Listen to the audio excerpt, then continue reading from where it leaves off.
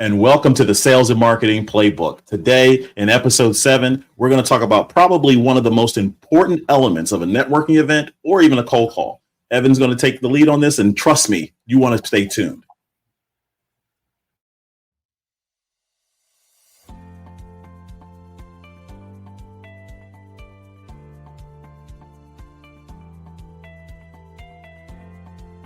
Welcome to the Sales and Marketing Playbook Unleashed, the premier podcast for innovative growth strategies, hosted by 2 seasoned experts. Meet Evan Polin, the president of Polin Performance Group, a master in sales coaching with over 2 decades of experience. Evan is not just a consultant, he's a force in sales, focusing on mindset, planning, and skill development. He's also the co-author of Selling Professional Services the Sandler Way. Joining him is Craig Andrews, partner and CEO of Beholder Agency, an expert in growth marketing.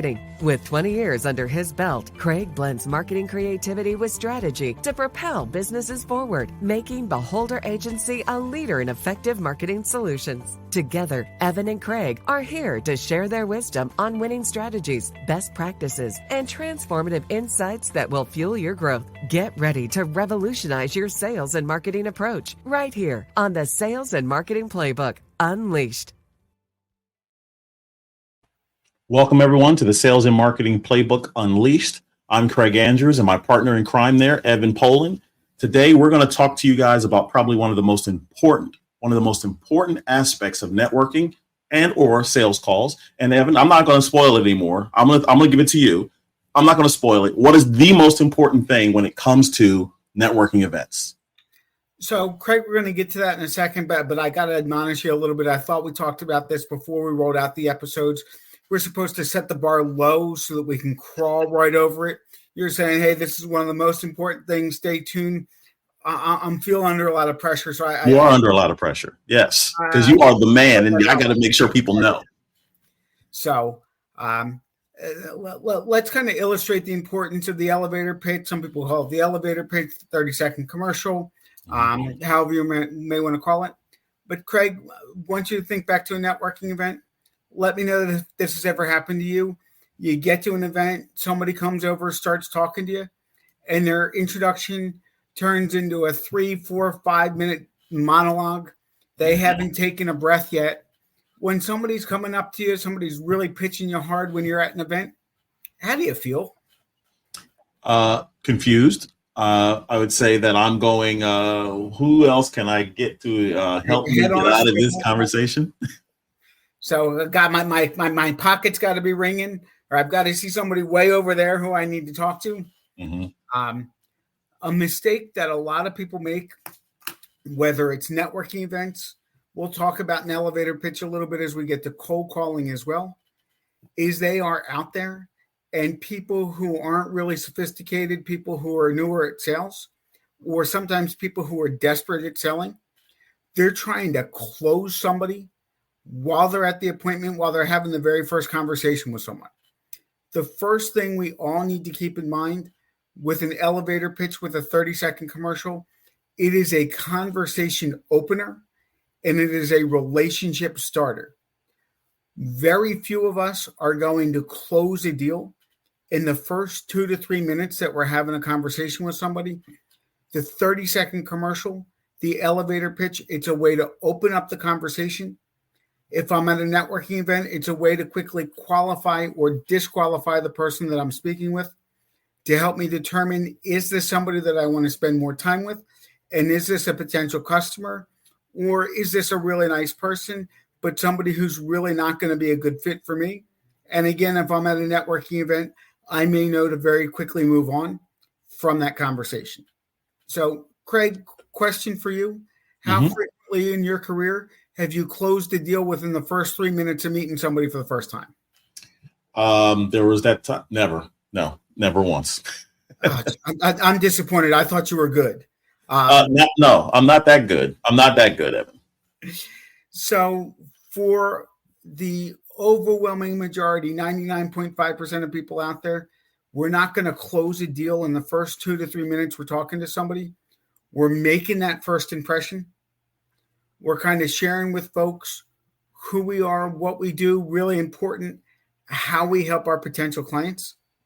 And that's really what we need to focus on when we're doing our elevator pitch.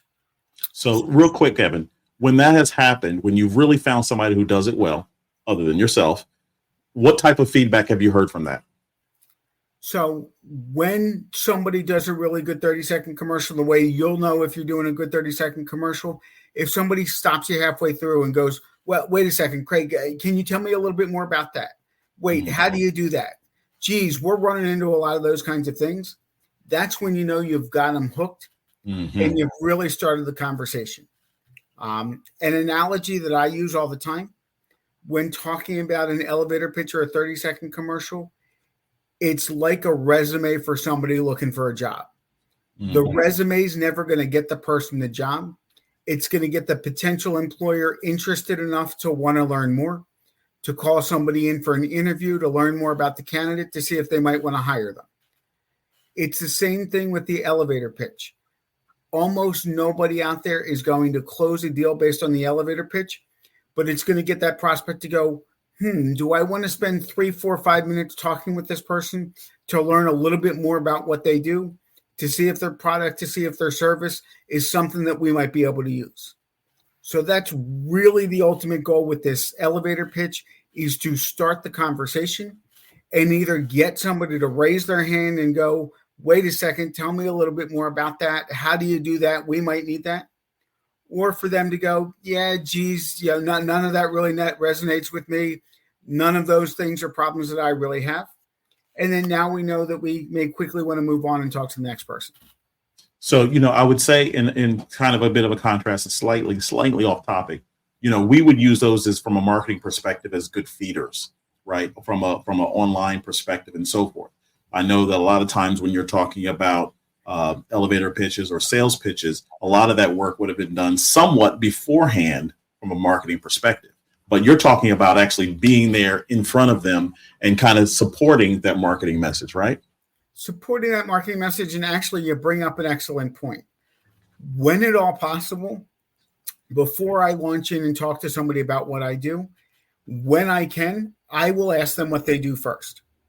Good point. Because almost like that, getting some of that marketing information, if I can learn that they are the managing partner of a law firm versus the owner of a manufacturer distribution company versus an individual contributor sales rep, I can now tailor that elevator pitch to my audience and to who I'm speaking with. If I'm not asking that question up front, if I can't learn about that up front, I'm shooting in the dark a little bit. And we can talk a little bit about how you may have a more general commercial when you're shooting in the dark and you don't really know who you're talking to, versus having a really fine-tuned, honed-in elevator pitch if you know exactly who it is you're speaking with. But if you can know that up front, for those of you out there who may be making lots and lots of cold calls, if you can do just a tiny bit of research before you make that call, identify what type of client you're reaching out to. And again, if your marketing has done a really good job kind of creating those different avatars, you should know up front before you pick up the phone exactly what avatar you're reaching out to. If you can be really specific with the elevator pitch, it's going to get you much better results. Yeah. Which actually goes to one of my first tips. Okay. With the elevator pitch, with the 30-second commercial, you do not want to just have one commercial.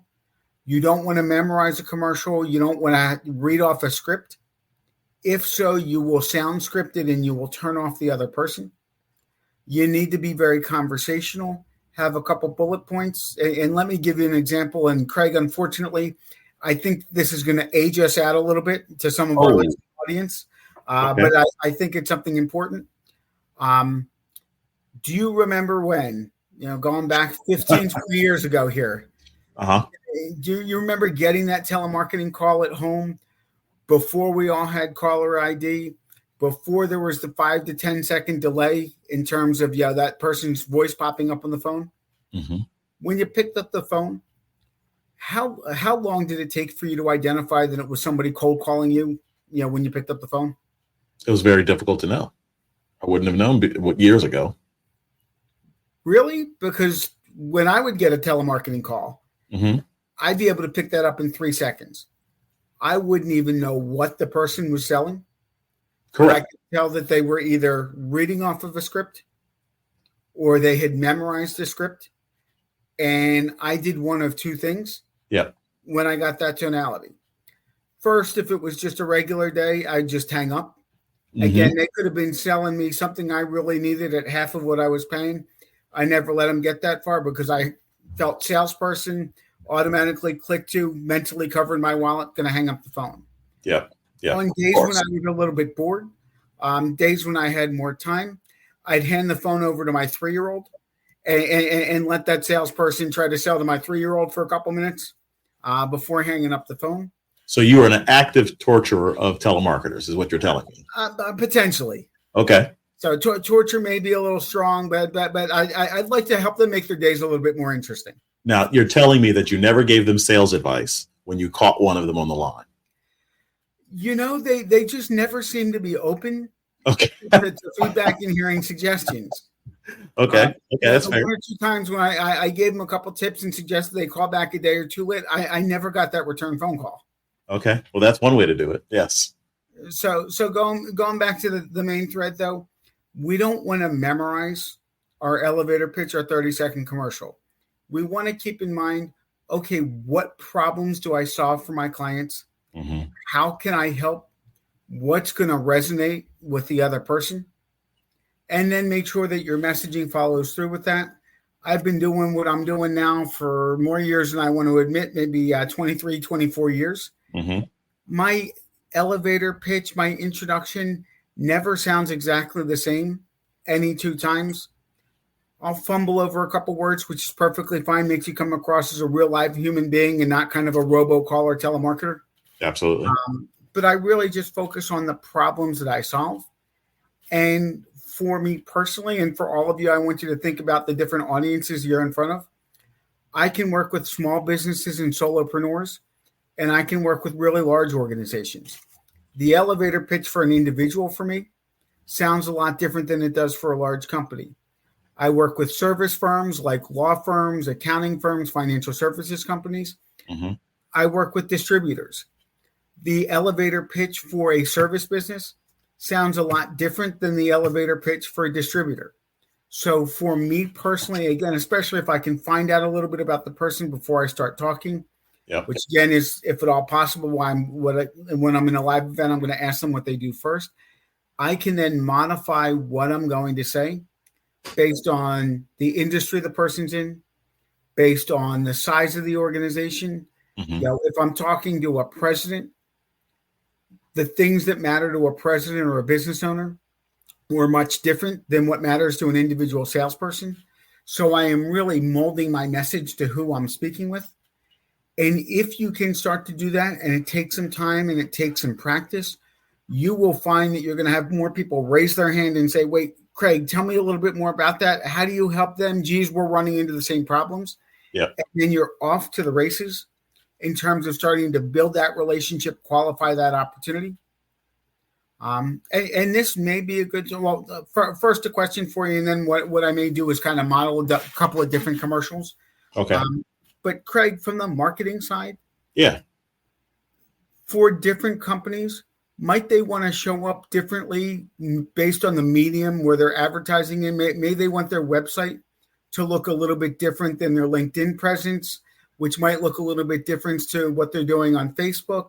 Yep. And with targeted ads, might one set of ads look one way for one kind of avatar of a client, but if they're also looking for another one, might that look different? Without a doubt. I mean, similar to what we talked about in other episodes, you have different avatars who are on different mediums. For instance, myself, I might be more an Instagram lover. Somebody else might be more of a LinkedIn lover. Somebody else might be on Twitter most of their time. And so your message has to kind of cater to who those people are. And so it kind of piggybacks onto your point in terms of how you would speak to a CEO is different how you might speak to a salesperson, for sure. Yeah. And again, with elevator pitches, and there's different, but I have a client right now that I'm working with, a managed services provider, IT company. Mm-hmm. They're focusing on, they work within schools and school systems. They work with manufacturing companies. They work with nonprofits. They work with law firms and accounting firms. All different avatars. All different avatars, all completely different messages. So it's important that they have the right message for the right audience. Absolutely. And even their pains that they would have. So technically, okay, so I'm going to play a little devil's advocate here a little bit. So technically, going back to the point that you said before you said in terms of messaging that you need to be in a situation where you don't memorize it. Now, theoretically, you have some feeds or some threads between there that's all consistent to allow people not to have to memorize it, correct? Correct. For most people I work with, they're never shocked at why a client works with them. There's typically 3 or 4 or 5 problems that their product or their service solves for their client. So I just need to keep in mind, okay, why do people work with me? What are the major problems that I solve? And again, it might sound a little bit different. You might use different words based on different industries, but for the most part, it's going to be the same 3 to 5. So that's how you're able to just kind of keep in mind, okay, these are the 5 or 6 different problems that I solve. If I'm talking to this industry, I'm going to pull these 3. If I'm talking to this industry, I'm going to pull these 3. And the other thing, and I know that you and your firm work with professional services firms as well. The other thing that I'll sometimes work with my clients on is, let's say that I'm working with an attorney. And let's say that attorney is in litigation. Well, it's really hard to go out to a networking event and go up and ask if people have just been sued or they're ready to sue someone. But if they are with a firm that's got multiple different practice areas, they may go in with their elevator pitch and talk about 1 or 2 problems that they help their clients with when it comes to litigation. But then they may mention 2 or 3 problems that the firm solves for their clients. Yep. So that way, if somebody doesn't have a litigation matter right away, they might say, well, oh, wait a second, you guys are a full service firm. Might you be able to help me with X, Y, Z? And now that attorney can identify an opportunity that may be great for the firm that they can hand off to one of their partners. But if they had gone in with such a narrow focus that I'm only looking for people who need litigation, the chances that they come out of those events with work would be few and far between. Got it. So you want to keep it broad enough so that when you get to the situation of the 30-second commercial in the networking event, you have a reason to do the follow-up call once you get back to your office. Absolutely. Or even better, if you're doing it right, you can have had then the next 5 to 7 minutes of a conversation with somebody to go, you know what, that's not the right person for me to follow up with, because based on what I shared, they don't run into any of those issues. They don't run into any of those problems. So really nice person. Maybe I'll see them if I go back to that organization, but no need to follow up with that one. But this person over here, their eyes lit up when I talked about how I help different clients, and they started sharing with me how they're running into a couple of those issues. So if we didn't schedule an appointment right there and then, because these days everybody's got their mobile devices with them, you know that within the next day or 2, and best practice, we don't want to wait more than 48 hours. We're going to follow up with that specific person with specific talking points based on the conversation that we had with them and the issues that we identify that they may be running into that we can help them with. That makes a lot of sense. So you touched upon something there that I thought was very valid, and I want to make sure it gets the emphasis it deserves. Part of the elevator pitch is to determine if they don't qualify for what you're going to, right? So that should be your little red ticker that says this person may not be one, wrong word, valuable, but time spent on them in that networking event, you need to spend less time with, is ultimately the point. Absolutely. For me personally, I'm bringing a pen into an event with me. And again, if somebody's physically giving me a card, I'm writing on the back, 1 or 2 notes. Hey, this is what they look like. Hey, these were the problems that they have, and this is what we talked about to know to follow up with them. Or, hey, Craig was a nice guy. There's really no fit. No need to follow up. Maybe I'll put them into the CRM so that if we've got a newsletter or something like that, that goes out. And if things change for him, maybe he reaches out, but not one that makes sense to actively reach out to. That makes sense. Craig, do you think it would be helpful for me to kind of give a very traditional elevator pitch that has some of the mistakes that people make? I'm up for it. I'm up for the challenge. Let's go. So what I'm going to do is model 2 things. Okay. First is a traditional elevator pitch. Then I'll give the kind of elevator pitch that I typically give to see if you can notice any differences between the 2. Okay. to really help folks with, again, some of the nuances that they might want to consider when they're out there talking to folks. Okay. So my first elevator pitch, this will be a very traditional pitch. May get you that person that starts to kind of fade out a little bit. But a very traditional elevator pitch might sound like this, and I'll do it for myself and for my own firm. So a traditional elevator pitch might sound like this. Hi, my name is Evan Polin. I'm the president of Polin Performance Group. Polin Performance Group is located in South Jersey, right outside of Philadelphia. I have a sales coaching and sales consulting firm, and I work with people who are looking to grow and increase their businesses. So I will work with people and provide coaching, consulting, training around how do we get in front of more of the right opportunities and what should that sales plan look like. I'll work with folks on how do we best qualify or disqualify opportunities. I'll help teach people how they can do a better job at getting referrals and introductions. I'll work with people individually. I'll work with people in groups. And I'm really looking to work with companies and work with firms that are looking to drive revenue. So if you know of anybody who's looking to bring in more business, I'd love to have a conversation with them. So that's a traditional pitch. That's the traditional. Okay, I'm with you. Okay, let me give you the kind of pitch that I typically give. This is a pitch that you would normally give when you're out in networking. This is what I might do if I'm out at a networking event, out at a trade show. Okay. And again, after I've asked the other person what they do, I'll say, hey, my name's Evan. My firm is Polin Performance Group, and I help business owners and managing partners of small to mid-sized firms who are frustrated because they're just not growing their business as quickly as they would like. A lot of the firms and the companies I help, they know that they do great work, but when they meet new prospects, it takes way longer than it should to close a deal. They're getting all kinds of pushback on their fee and on their rates. And there's a lot of firms and companies that I've helped that do great work. Their clients say great things about them, and they're just not getting as many referrals and introductions as they know they should be getting. Which of those are challenges that you guys are running into? So did you notice any difference between the two pitches? Now, I'll say this.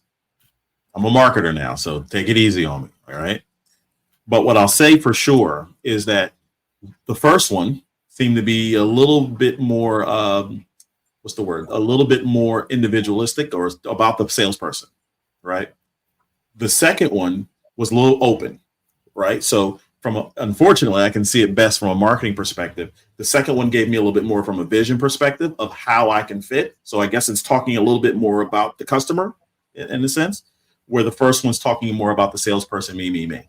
Right. And me. Let me tell you about what I do. Let me tell you about why I'm great. And this is why you should be working with me. And these are all my products. These are all my services. The second one, you're absolutely right. It's all about the other person, the customer. Yeah. Now, question for you. Yeah. What does the other person care more about? Do they care more about problems of theirs that they can be helped with? Or do they care more about the litany of all of my products and services? I got news for you. Especially if it's a commercial, right? And I'm sitting at a networking event. I'm not worried about you, unfortunately, Evan. I'm worried about what you can do for me. I thought we were friends. So, no offense, but I'm there to figure out for myself for sure. I'll go back to something we brought up in an earlier episode, the WIFM, the what's in it for me. Yep. If I can't hit on that what's in it for me for that other person in the first 20 to 30 seconds, I'm going to get that head on a swivel. They're looking for anybody else in the room to talk to. Yep. By the way, for those of you making cold calls, you really need to punch somebody in the face with the problems that you can help them with and how it's all about them. Because if you don't do it in the first 10 to 15 seconds, they're hanging up on you or they're hurrying you off the phone. So it's got to be all about the other person. Absolutely. And what's in it for them and how they may be helped and how they may be benefited. Yeah. If they talk to you for the next 2 or 3 minutes after that. And so to piggyback on that, the same thing runs true for marketing. I can't sit there and give them a list of features and benefits if I haven't figured out what their problem is in that industry. So that makes sense. I think the other thing that I picked up out of it, that you were slightly disqualifying yourself as person one, right? You're limiting yourself from a size perspective. And I talk about this from a marketing perspective all the time. Unfortunately, fortunately, post-COVID, we all have expanded our wings a little bit.